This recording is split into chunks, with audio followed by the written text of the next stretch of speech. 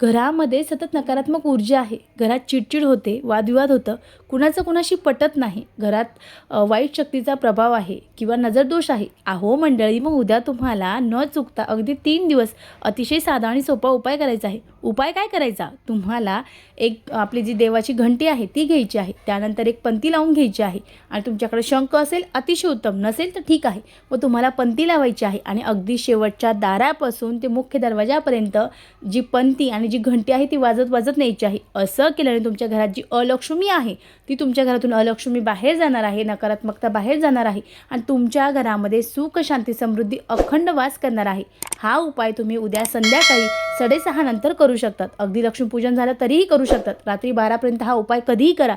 तुमच्या घरातली 1001% अलक्ष्मी निघून जाईल आणि तुमच्या घरामध्ये लक्ष्मी माता अखंड वास करेल.